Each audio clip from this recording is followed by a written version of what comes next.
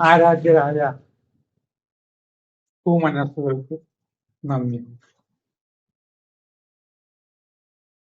ഭാഷ പ്രയോഗിക്കുന്നതിനെ കുറിച്ചാണ് ഇന്ന് പറയുന്നത്.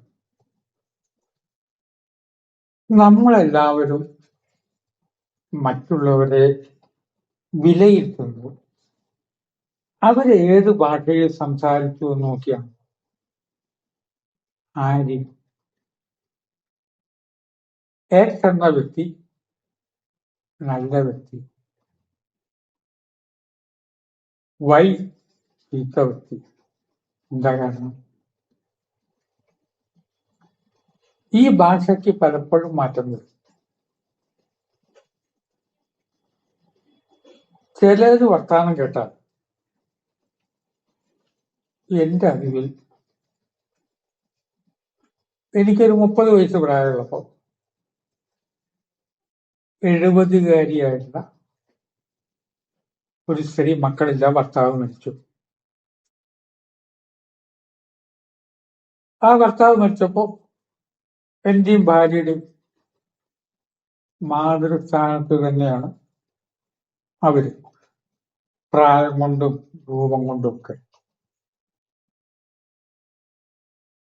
ഭാര്യയുടെ കൂടെ നിന്നിട്ടൊരു ഫോട്ടോ, അന്ന് ഫോട്ടോ എടുക്കലൊക്കെ വലിയ അത്ഭുതം. ആ ഫോട്ടോ കണ്ടൊരു കുട്ടി പറഞ്ഞു, കണ്ട അമ്മയും മോളാന്ന് തോന്നുന്നു. അപ്പൊ ആ സ്ത്രീ ദേഷ്യപ്പെട്ടു, എന്തെന്റെ മോളല്ലേ ഇവള്?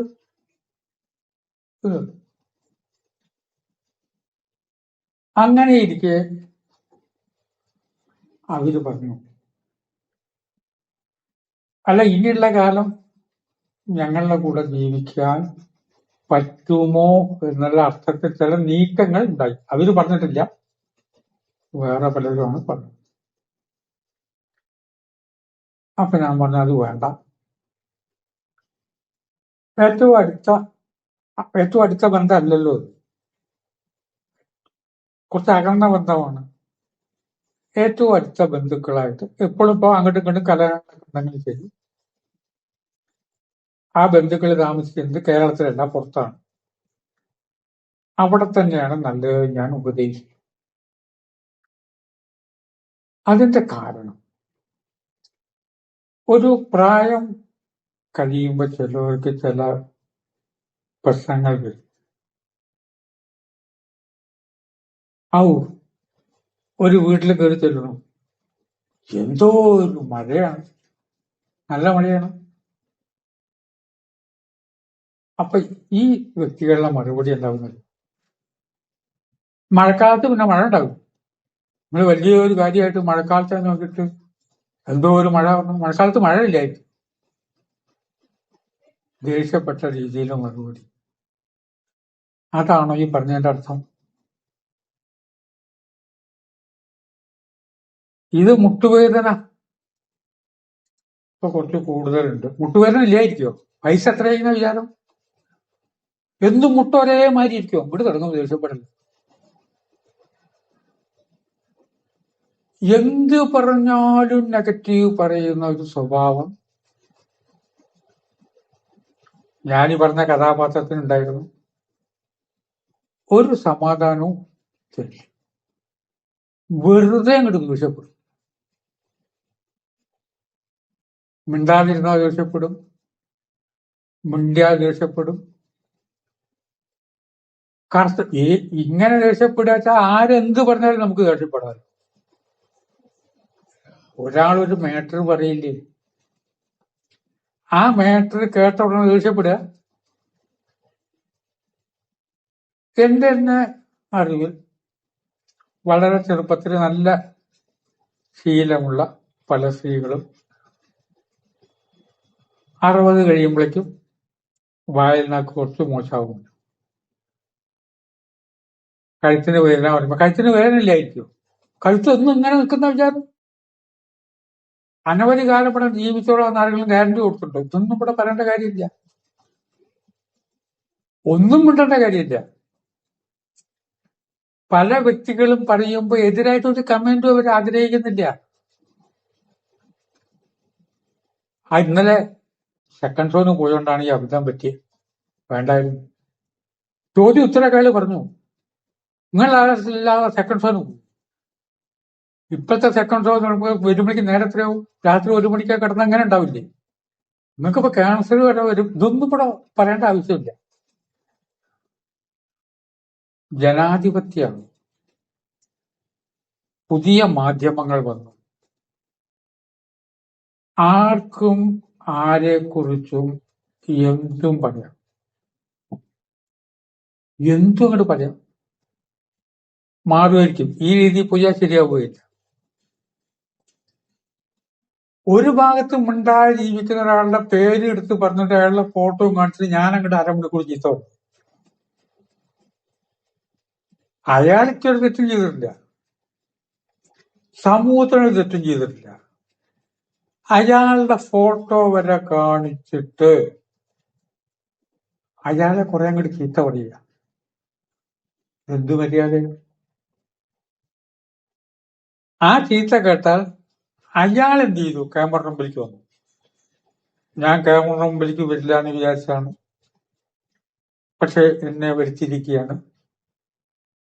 ഈ പറയണ വ്യക്തി എങ്ങനെ നടന്നു വരാൻ അവരൊന്ന് ആലോചിക്കുന്നത് നല്ലതാണ്. പേരെടുത്ത് കുറെ ചീത്ത. അപ്പൊ എന്ത് സംഭവിക്കും? ഭാഷയ്ക്ക് മാറ്റം വരുന്നു. എന്റെ ബാല്യത്ത് അശ്ലീലം എന്ന് പറഞ്ഞു, ഇപ്പൊ അശ്ലീലല്ല. ഇത് ഇഷ്ടംപോലെ മാധ്യമങ്ങളിൽ കുട്ടികൾ വരെ കേൾക്കുന്ന രീതിയിൽ അശ്ലീലം എഴുതി കാണിച്ച് അശ്ലീലം പറയില്ലേ? അപ്പോഴും ഭാഷയ്ക്ക് മാറ്റം വന്നു. ഭാഷാ സ്നേഹികള് ഭാഷയെ ശ്രേഷ്ഠ ഭാഷയാക്കണം എന്നൊക്കെ പ്രസംഗിക്കാറുണ്ട്. ഞാനും പ്രസംഗിച്ചിട്ടുണ്ട്. പെട്ടെന്ന് ഗവൺമെന്റ് ഓർഡർ ഇട്ടാൽ ശ്രേഷ്ഠ ഭാഷയാവും. ചില സാഹചര്യങ്ങളിൽ, ചില അവസരങ്ങളിൽ, തെരഞ്ഞെടുപ്പ് തുടങ്ങിയൊക്കെ വരുമ്പോ അങ്ങോട്ടും ഇങ്ങോട്ടും എന്തും അങ്ങോട്ട് പറയുക. ഏതു ഭാഷയിലും പറയും. ഭാഷയെ ശ്രേഷ്ഠമാക്കുന്നത് ഇതല്ല. സാഹിത്യത്തിന്റെ കർമ്മങ്ങളിൽ, കർത്തവ്യങ്ങളിൽ എന്തിനാ സാഹിത്യത്തിനെ കുറിച്ച് നമ്മള് ബഹുമാനത്തിൽ പറയുന്നത്? ഞാൻ നോവലും കഥ എഴുതുന്നതാണ്. ഇത് മുഴുവൻ നുണയല്ലേ? മുഴുവൻ കള്ളമാണ്. പിന്നെന്താണ്? ആ കള്ളത്തിൽ ഒളിഞ്ഞിരിക്കുന്ന കുറെ കാര്യങ്ങൾ കള്ളമാണെങ്കിലും. തീർന്നില്ല. ഭാഷയെ ശ്രേഷ്ഠമാക്കുക എന്നുള്ള ഒരു ഉത്തരവാദിത്വം സാഹിത്യത്തിനുണ്ട്. സാഹിത്യത്തിന്റെ ഉത്തരവാദിത്തങ്ങളിൽ ഒന്നാണ് ഭാഷയെ ശ്രേഷ്ഠമാക്കുക. 400 പേജുള്ള ഒരു നോവലിൽ എല്ലാ അവാർഡുകളും കിട്ടിയ, അവാർഡ് കിട്ടുന്ന എങ്ങനെയാന്ന് ഞാൻ പറഞ്ഞ കാര്യമില്ല. ഭർത്താവ് ഭാര്യയെ വിളിക്കുക അശ്ലീലപദം. അശ്ലീലപദം പറയണമെന്ന് ഒരു തവണ സൂചിപ്പിക്കുന്നതിന് പകരം അതിൽ ഒരാൾ എണ്ണി 360 തവണ ആ അശ്ലീലപദം പ്രയോഗിച്ചിരിക്കുന്നു. ഞാൻ തമാശ പറഞ്ഞു 5 കൂടി ചേർക്കാം, എന്നാൽ 365 ദിവസം, ഒരു ദിവസത്തേക്ക് ഒരു അശ്ലീലപദം എന്നുള്ള രീതിയിലായല്ലോ. അത് ഭാഷയെ ശ്രേഷ്ഠമാക്കൂ. കേട്ടാൽ അരയ്ക്കുന്ന വാക്കുകൾ ഉപയോഗിച്ച് ചെറുകഥ എഴുതും. അതിന് ഭയങ്കര ചമൽക്കാലം കൊടുക്കാം. അശ്ലീലം എന്നൊരു കാര്യമില്ല എന്ന് ഞാൻ വേറെ ടാക്ക് പറയാൻ പോകുന്നുണ്ട്. ഒരു വിഷയം വേറെ. ഇവിടെ ഭാഷയെ ശ്രേഷ്ഠമാക്കുക എന്നുള്ളതാണ് ലക്ഷ്യം. പ്രഭാഷകരുടെ ഉത്തരവാദിത്തമല്ലേ ഭാഷയെ ശ്രേഷ്ഠമാക്കണ്ടേ? രചന നടത്തുന്നവരുടെ ഉത്തരവാദിത്തമല്ലേ ആ രചനയുടെ ഭാഷയെ ശ്രേഷ്ഠമാക്കണ്ടേ? 25 പേര് കൂടിയിട്ട് ഒരു കാര്യം ഡിസ്കസ് ചെയ്യുമ്പോൾ ഗ്രാമീണ ഭാഷയിൽ, നാടൻ ഭാഷയിൽ ഞാൻ പറയുമ്പോൾ ഇങ്ങനെയൊക്കെ അതല്ലല്ലോ. 10-25 പേര് കേട്ടിരിക്കുന്ന സമയത്ത് ഭാഷയെ ശ്രേഷ്ഠമാക്കട്ടെ. മുതിർന്നവർ ഭാഷയെ ശ്രേഷ്ഠമാക്കുന്ന രീതിയിൽ സംസാരിക്കുമ്പോൾ അല്ലേ പുതിയ തലമുറ അത് കേട്ടുപഠിക്കുക. കുട്ടികളെ സ്കൂളിലേക്ക് അയക്കും. മടങ്ങി വന്നിട്ട് ആദ്യത്തെ ഒരാഴ്ചയ്ക്ക് ശേഷം കുട്ടികൾ ചില വാക്കൊക്കെ പറയാം, അമ്മമാര് പറയും, എവിടുന്ന് ഈ ചീത്ത വാക്ക് കിട്ടുന്നത് അറിഞ്ഞൂടാ. ഇവിടെ ഞങ്ങൾ ഇതൊന്നും പറയാറില്ല. എല്ലാ കുട്ടികളുടെ രക്ഷാകർത്താക്കളും ഇങ്ങനെ പറയും, അത് വേറെ കാര്യം.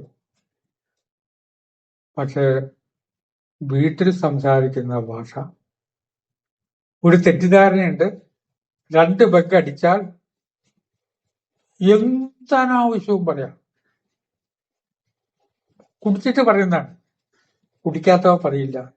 ഇതൊന്നും അതിന് ന്യായീകരണം അല്ല. ഭാഷയെ ശ്രേഷ്ഠമാക്കുമ്പോൾ ഇന്ദ്രിയങ്ങളെ ശുദ്ധീകരിക്കുന്നു. ഇന്ദ്രിയങ്ങൾക്ക് ശുദ്ധി വരുമ്പോൾ പഞ്ചഭൂതങ്ങൾ അത് ശ്രദ്ധിക്കുന്നു. പഞ്ചഭൂതങ്ങളുടെ അനുഗ്രഹം കിട്ടും. തെറിച്ചുപോയ ശബ്ദത്തെയാണ് തെറി എന്ന് വിളിക്കുന്നത്. തെറിച്ചുപോയി. അല്ല, തെറി എനിക്ക് വിളിച്ചാലേ സമാധാനം ആവുള്ളൂ എന്ന് പറഞ്ഞാൽ അതിന്റെയൊക്കെ ദേവത ഉണ്ടാവും. ആ ദേവതയുടെ ഉത്സവ സമയത്ത് വേണമെങ്കിൽ ഒരു ദിവസം ഒന്ന് വിളിച്ചോളൂ, ഒന്ന് എർത്തായി കിട്ടാൻ. ഞാൻ അതിനോടൊന്നും യോജിക്കല്ല ചെയ്യുന്നു, ഒന്ന് എർത്തായി കിട്ടാൻ. പക്ഷെ തെറിച്ചതാണ്. നമുക്ക് ഭാഷയെ ശ്രേഷ്ഠമാക്കണം, ബുദ്ധിയെ ശ്രേഷ്ഠമാക്കണം,